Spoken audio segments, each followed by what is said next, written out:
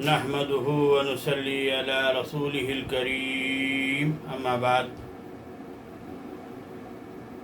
محترم و معزز سامعین، اللہ جل جلالہ و من نوالہ کا بہت احسان ہوا، فضل و کرم ہوا کہ اللہ تعالیٰ نے ہمیں دین کی باتیں کہنے سننے کی توفیق مرحمت فرمائی۔ محترم سامعین، مجھے یہ عرض کرنا ہے کہ آج ساری دنیا میں ہر جگہ امت بہت پریشان ہے۔ ہر طبقے میں، ہر لائن میں، ہر جگہ، ہر شعبے میں امت پریشان ہے۔ کہیں اقتصادی حالات کی وجہ سے پریشان ہے، کئی سیاسی حالات کی وجہ سے پریشان ہیں، کہیں مالی حالات کی وجہ سے پریشان ہیں، اور ہر کوئی ان پریشانیوں کو، ان حالات کو ختم کرنے کی فکروں میں لگا ہوا ہے۔ لیکن جیسے جیسے اس کی تجاویز ہم کرتے جا رہے ہیں، اسی طرح یہ چیزیں ہیں نا، پریشانیاں اور بڑھتی چلی جا رہی۔ جس طرح ایک اللہ والوں نے لکھا ہے کہ مرض بڑھتا گیا جوں جوں دوا کی۔ آگے لکھا ہے کہ جو ہے ہر کوئی اپنی ذاتی رائےوں پر جو ہے مریض کا علاج کرنا چاہے، بیماری کا علاج کرنا چاہے، تو مریض جو ہے کل کی جگہ آج ہلاک ہو جاوے۔ کہ ہم میں سے ہر ایک اپنی ذاتی رائےوں پر سے سوچ رہے ہیں کہ آج ہمارے پاس مال کی کمی ہے، اس لیے آج ہم جو ہے پستہ خستہ حالت میں ہیں، ذلیل و خوار ہیں، کاٹے جا رہے ہیں، پیٹے جا رہے ہیں، ہمارا کوئی پرسان حال نہیں ہے، ہمارا کوئی پرسان حال نہیں ہے۔ اس کی وجہ دنیا کے جو عقل مند ہیں، جو اپنے آپ کو دانشور سمجھتے ہیں، جو دنیا کا تجربہ رکھتے ہیں، جو دنیا کے لوگوں کے ساتھ قدم پہ قدم ملا کر چلنے سے ہماری ترقی ہو سکتی ہے، ایسی سوچ و فہم رکھتے ہیں، تو ان کا کہنا ہے کہ آج ہمارے پاس مال نہیں ہے، جس کی وجہ سے ہم جو ہے پیچھے ہیں، ذلیل و خوار ہیں، ذلت خواری میں ہیں۔ بعض لوگوں کا کہنا ہے کہ ہمارے پاس حکومتیں نہیں ہیں، بعض لوگوں کا کہنا ہے کہ ہمارے پاس مال نہیں ہے، بعض لوگوں کا کہنا ہے کہ ہمارے پاس عہدے نہیں ہیں، بعض لوگوں کا کہنا ہے کہ ہمارے پاس ٹیکنالوجی نہیں ہے، دنیاوی تعلیم نہیں ہے۔ فرمایا کہ اس دور میں جتنا مال ہمارے پاس، امت کے پاس ہے، اس سے پہلے اہل علم حضرات فرماتے ہیں کہ اس سے پہلے جو ہے امت کے پاس اتنا زیادہ مال نہیں تھا۔ مال کے اعتبار سے کوئی کمی نہیں ہے، ہاں، دنیا کے بڑے بڑے مالدار ہم میں سے ہیں۔ چیزوں کی کوئی کمی نہیں ہے، دنیاوی علم کی بھی کوئی کمی نہیں ہے۔ بہت سارے ڈاکٹرز ہمارے ہیں، بہت سارے جو ہے ڈاکٹر، انجینئر، لائر، سائنٹسٹ تک ہمارے ہیں، بڑے بڑے سائنٹسٹ جو ہمارے میں ہیں۔ دنیا کی جو چیزیں ہونا چاہیے وہ سب ہمارے ساتھ پاس ہیں، لیکن پھر بھی جو ہے ہم ذلیل و خوار ہیں، ہم پستہ حالت میں ہیں، ہم پریشان ہیں۔ تو اس کی وجہ کیا ہے؟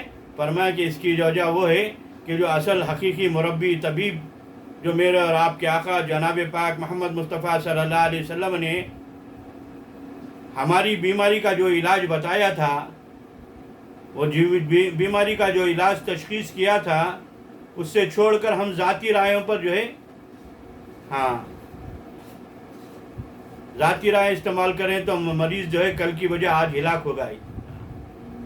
فرمایا کہ اصل ہماری ان تمام حالات کا ذمہ دار کوئی اور نہیں ہے، ان تمام حالات کے ذمہ دار ہم خود ہیں۔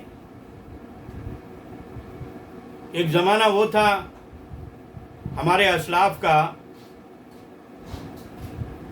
کہ ہر جگہ ہم جو ہے کامیاب و کامران ہوا کرتے تھے، جہاں جاتے کامیابی ہمارے قدم چومتی تھی،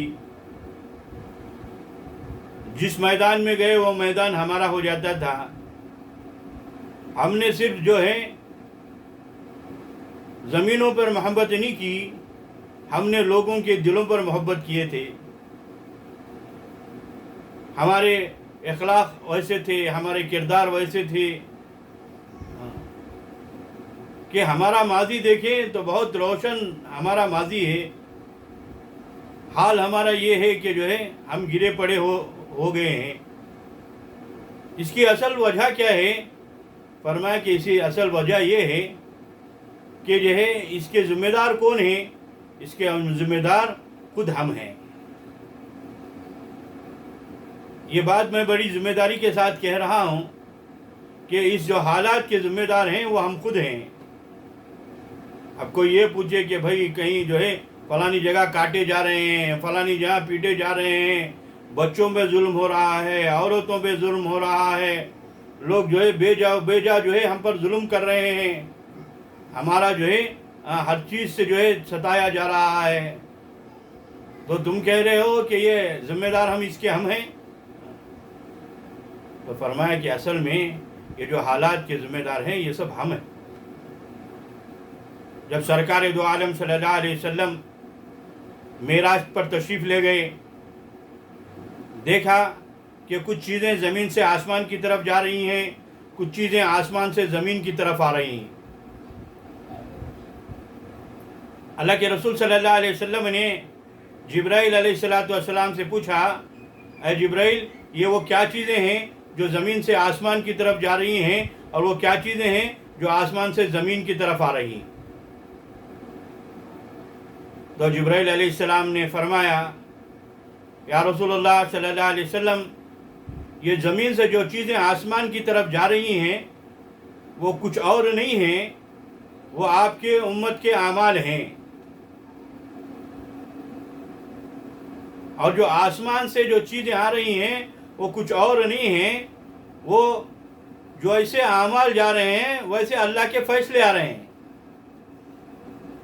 कि ये दुनिया में हालात जो आ रहे हैं इसमें गैरों का कोई दखल नहीं है।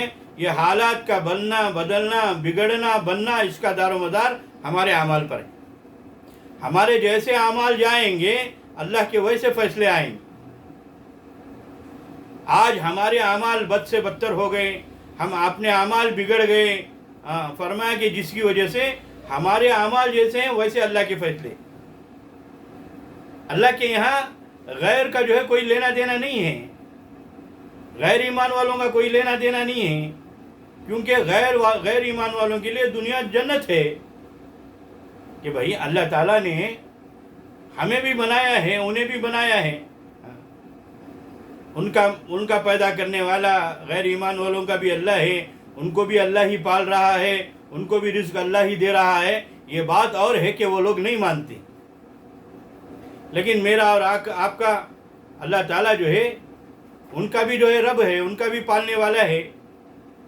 लेकिन अल्लाह ताला जो है उनके आमाल का बदला उन्हें जन्नत में देगा, दुनिया में ही दे देगा। जन्नत में उनका कोई जो है मुकाम नहीं है।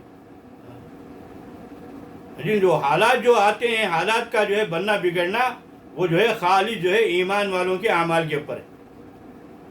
तो दुनिया तो उनके लिए, गैरों के लिए, गैर ईमान वालों के लिए जन्नत है। वो जैसे भी करेंगे, जो भी करेंगे, वो अपनी जन्नत में कर रहे हैं। लेकिन ईमान वालों के लिए फरमाया, दुनिया सिजनुल मोमिन व जन्नतुल काफिर। दुनिया ईमान वाले के लिए कैद खाना है, मेरे और आपके लिए दुनिया कैद खाना है। मेरे आपके लिए दुनिया कैद खाना है और काफिर के लिए जन्नत है, गैर ईमान वालों के लिए जन्नत है। तो वो अपने जन्नत में जैसा चाहे रहें, जैसे चाहे आमाल करें। लेकिन अल्लाह ताला जो है हमारे आमाल को देख कर जो है जैसे हमारे आमाल होंगे अल्लाह ताला के फैसले वैसे होंगे। तो आज हमारे आमाल बिगड़े हैं, जिसके लिए जो है अल्लाह के फैसले जो है आमाल के मुताबिक हो रहे हैं।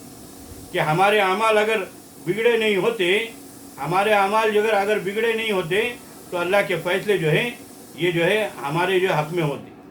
आज जहाँ कहीं भी हम जो है पीटे जा रहे हैं, मारे जा रहे हैं, इसका एक ही